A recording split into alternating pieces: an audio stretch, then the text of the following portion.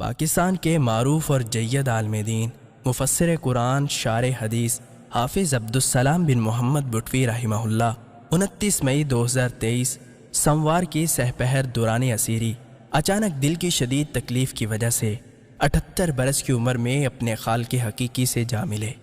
انا للہ و انا الیہ راجعون۔ یہ خبر غم ہر مسلمان کو غمگین کر گئی۔ جانا تو سب کا طے ہے، لیکن امام ابن تیمیہ کی مثال دوبارہ زندہ کر گئے۔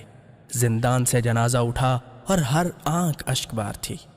مرکز صاحبہ مرید میں ہونے والے جنازے میں ملک بھر سے ہزاروں علماء اور ان کے شاگرد شریک ہوئے۔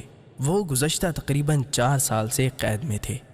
حافظ عبدالسلام بن محمد بٹوی رحمہ اللہ قیام پاکستان سے 1 سال قبل 27 اگست 1946 میں گوہر چک پتوں کی ضلع قصور میں پیدا ہوئے۔ آپ کا گاؤں بٹا محبت جو تحصیل دیپال پور میں واقع ہے، اسی نسبت سے آپ بٹوی کہلاتے تھے۔ آپ کے والد حافظ محمد ابو القاسم بٹوی رحمہ اللہ بھی جید عالم دین تھے۔ حافظ عبدالسلام بن محمد بٹوی رحمہ اللہ 50 سال سے زیادہ عرصہ تدریس سے وابستہ رہے۔ حافظ عبدالسلام بن محمد بٹوی رحمہ اللہ نے میٹرک اور حفظ القرآن کے بعد دینی تعلیم جامعہ محمدیہ اکاڑا اور جامعہ سلفیہ فیصل آباد سے مکمل کی۔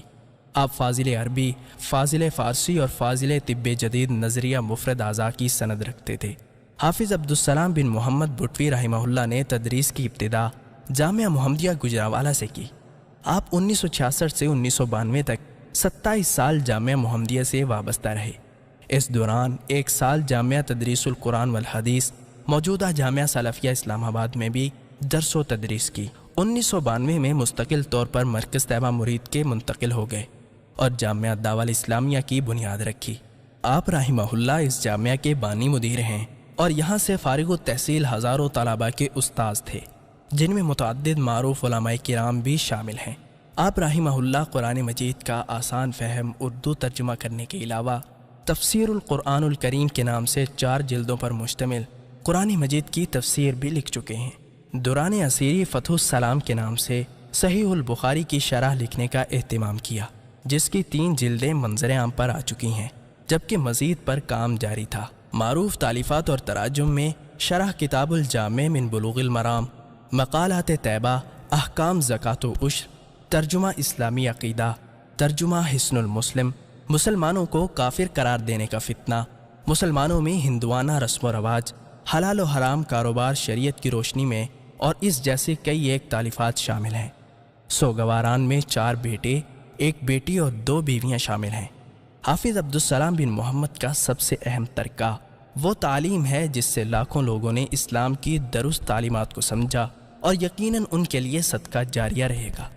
حافظ عبدالسلام بن محمد بٹوی رحمہ اللہ نے ساری زندگی درس و تدریس، تعلیم و تعلم، عقیدہ توحید اور رسالت کی ترویج کے لیے صرف کر دی۔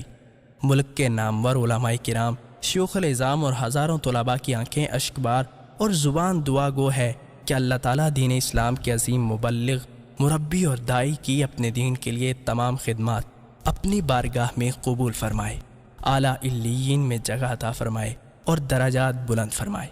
آمین۔